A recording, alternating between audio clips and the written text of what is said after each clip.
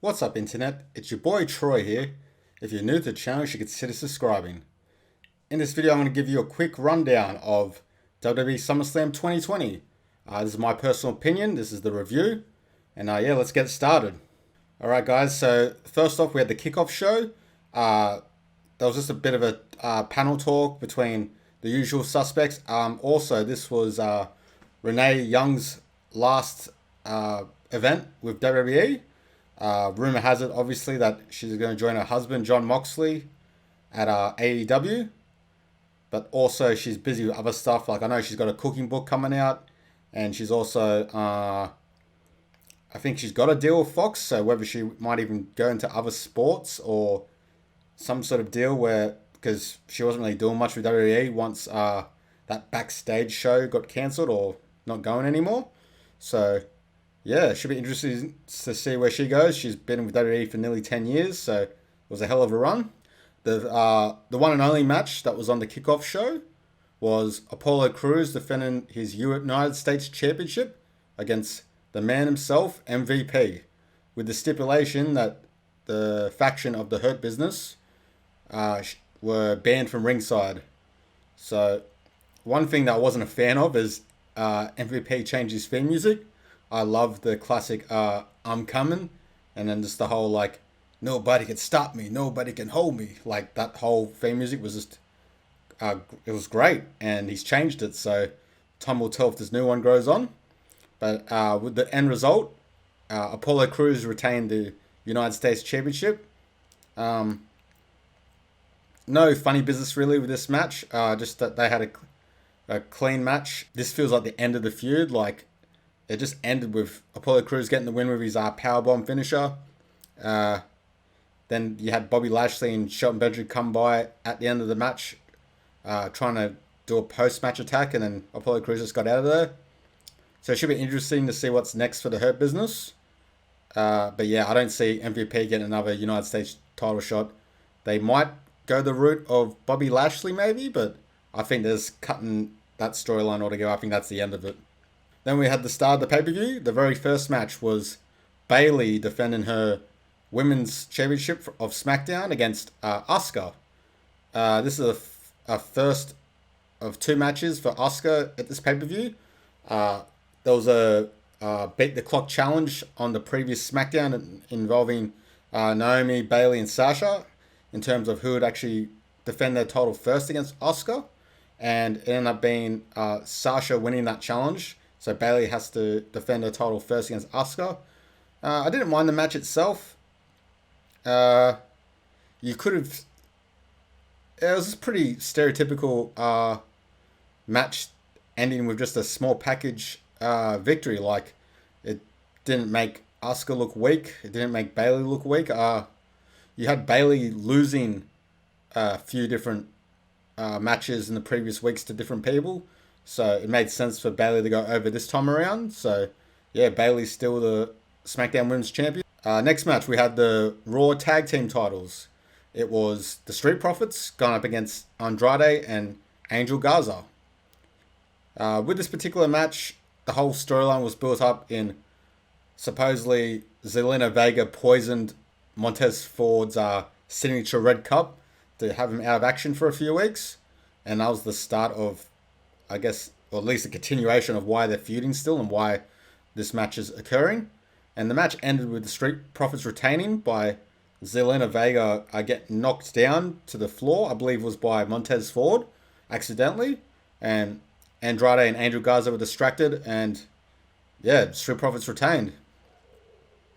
Now with this, and like this ending, this match, I feel like it's definitely the end, or it's going to be the end of Andrade and Angel Garza as a tag team.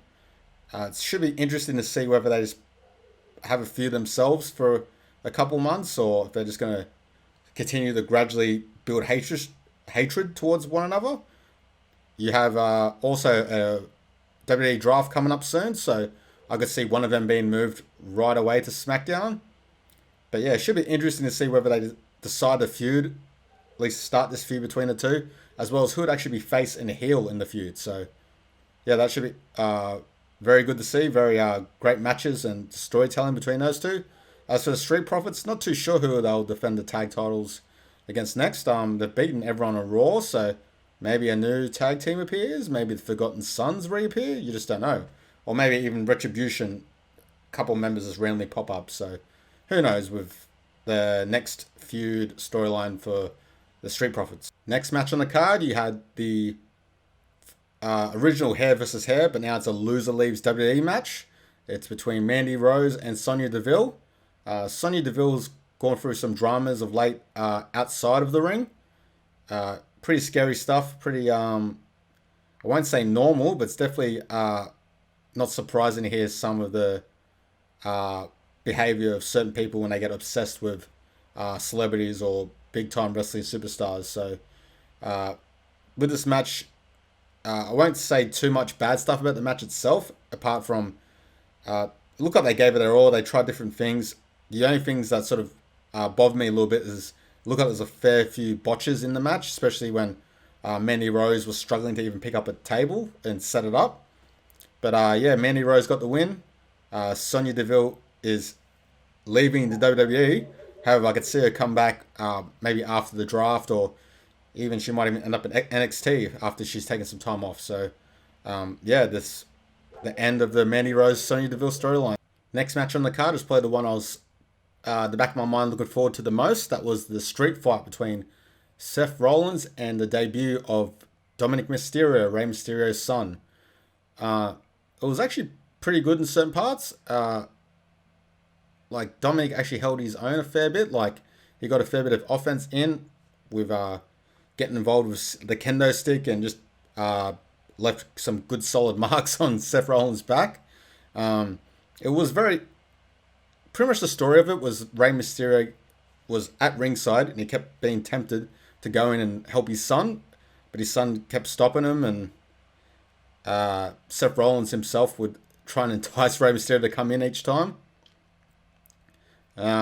With this particular storyline, it's sort of weird with how it's going, and I'm not too sure where they can go from here, whether they're going to continue it, maybe even do like a tag team match next between Seth Rollins and Murphy against Dominic and Rey.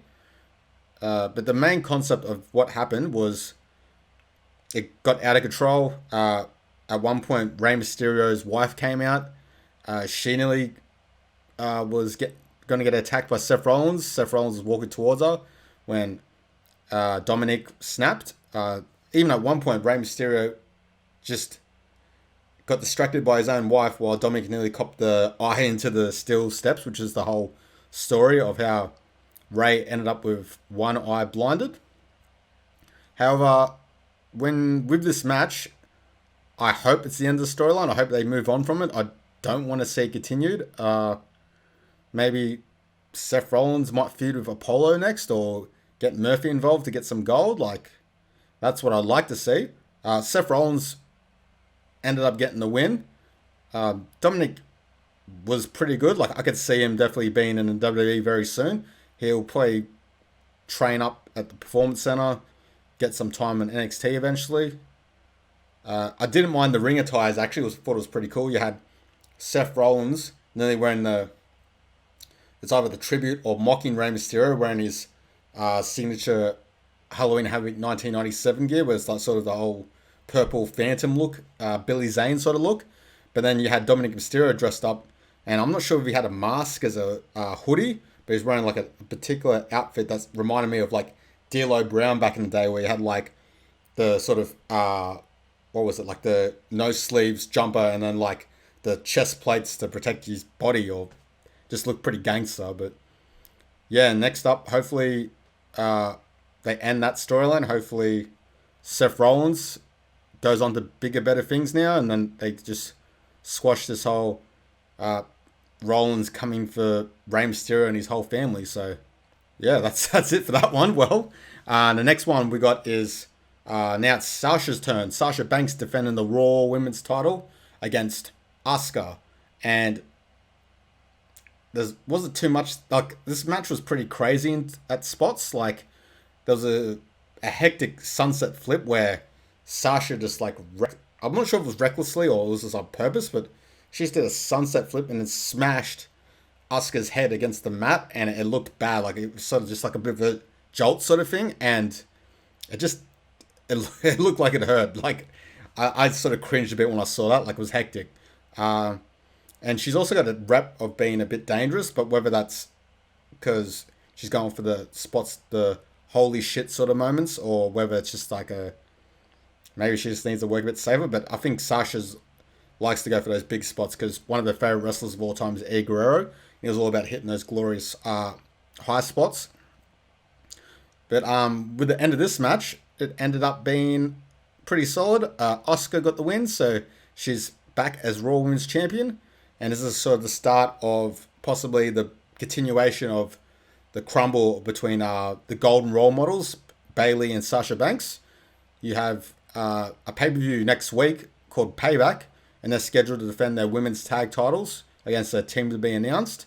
And I just think they'll lose at this event, and this will sort of start the very long build towards a Bayley Sasha Banks extravaganza sort of feud and storyline. And well, I could see them wrestling each other at WrestleMania, and they'll push that match to the moon, and that could even possibly be I won't say a main event, but it'll be pretty close to main event status for WrestleMania if they continue to build it, tease it, and sort of not have it before then. So yeah, that should be very good to see. Next up, we had the WWE Championship on the line. Drew McIntyre, the Scottish Terminator, or Scottish Psychopath, whichever preferred nickname you want to give him, against the Legend Killer Randy Orton. Character that is Randy Orton. He's taken out legends pretty much every second week since WrestleMania. So they've built this up where he's had a lot of steam, a lot of momentum. He's very motivated, and I reckon maybe at 70% of the people I talked to predicted Randy Orton to win, and they drew to drop the belt to him and hopefully continue the storyline. However, it went a different way. I sort of had this feeling it was going to happen once I seen that this match wasn't the actual main event. I thought 100% this match was going to be the main event, and they'd have Fiend and Strowman versus each other beforehand. However, once I seen that this happened, I had a feeling Drew was going to retain. I don't know how. I thought maybe a disqualification likely, but the way the match ended was a silly backslide to shock Randy Orton and to sort of just put him in this. He's just completely shocked, like he was stunned. So this is definitely the start of their feud. There's no way that this is going to end on this note. I could see Randy Orton going nuts. I could see him punting more legends and maybe even getting real personal with Drew McIntyre. Maybe going, I don't know, after his family. Like you just the way Orton's been, the way his character's going next level, and also where Raw's wrestling WWE in general is pushing the boundaries, going for that TV 14 rating again. So I could see them doing more edgy stuff again, like the Ruthless Aggression era type stuff. So this is the start of their feud. I wasn't a big fan of the match. Like they made Drew look pretty strong, but just the match itself I wasn't too fond of. It was a bit slow for my liking. I hope it leads to bigger, better things, but this is the start of their feud. And yeah, expect more from them. Now it's main event time. The Universal title, The Fiend, is going up against Braun Strowman. With this title reign of Braun Strowman's, it was pretty forced. Roman Reigns had to pull out of WrestleMania against Goldberg, so Braun Strowman was the last minute replacement, and he won the title, and he's held the belt since. It's been a pretty solid face run until it's not really too credible. Like he's been in non-title matches, he's been faced at the Miz and Morrison in a handicap match. Like a lot of the matches weren't great for his title reign. But I did like the change of character where he was a changed man after the swamp match between himself and Bray Wyatt. I do think Strowman is a lot better as a heel. I think this is the only way he's going to win the world title again is through maintaining the heel monster character. But yeah, Fiend ended up getting the win once Strowman went to another place and he literally cut up the ring and opened it up so you saw some nice wooden floor. Fiend did some sort of look like a rock bottom sort of finisher to get the win. But then the surprise happened. We're expecting a surprise appearance, We thought it might have been Shawn Michaels in the Orton and Drew McIntyre match. That didn't happen. However, as the catchphrase, the lingo, the whole motto of the event was "You'll never see it coming." The Fiend's got the belt. He turns around, spear by here comes the big dog, Roman Reigns. So Roman Reigns is back. He has a bit of an edge to him. He's got new fake teeth that I've seen on Twitter and memes everywhere already. You'll see. I loved his shirt. It said like, what did it say? It said like wreck everyone and leave or something like that. So I didn't mind that cool badass stone cold edge to him that they added in, and he just went nuts with a chair on Strowman and the Fiend. So not many people are sure who's even face or heel anymore. Strowman I think's a heel. The Fiend I think they're trying to make a face, and I'm not sure if Roman's supposed to be heel now or face, or he might even be part of the Retribution group. Like nobody knows what's going on, but the pay-per-view ended with Roman Reigns with the Universal title above his head. So it's great to see him. He's well missed. This will definitely give a great ratings boost for SmackDown going forward. They've been struggling with the ratings, and it's not sure how to sort of solve that until all the wrestlers start coming back. Like there's so many wrestlers on the shelf or can't attend shows at the moment because of the whole pandemic. So to see Roman Reigns back is awesome. We'll also see some roster changes happening. Like, for instance, tomorrow on Raw, you'll have Aleister Black making his return on the Kevin Owens show. You'll have the debut of former NXT champion Keith Lee, the Limitless one. So he will be debuting on Raw. So should be very interesting to see who he gets feuded up with right away. I'm leaning towards maybe the Hurt Business, since I feel like their feud's over with Apollo Crews. So I could see that being the next feud. So what are your thoughts on SummerSlam, guys? Did you enjoy the event? I thought it was not bad. It wasn't magnificent. I know some of my mates reckon it was like a 10 out of 10, but I was like eye rolling a bit at that concept. But yeah, I'd say maybe a solid 7 out of 10, maybe 6.5 out of 10. Like it wasn't too bad, but it wasn't great by any means. But yeah, the ending was probably the best part of it. So what do you guys think of SummerSlam? Did you enjoy it? Did you pick the winners? What do you think? And what do you think is going to happen at Payback next week? And what do you think is going to happen on Raw tomorrow? Let me know in the comments section below. Alright guys, so that's it. Hope you enjoyed this video. If you're into this sort of content, more wrestling review stuff or even wrestling game content, which is what I've been specializing in lately, body slam that like button, suplex the subscribe button. Until the next video guys, peace out.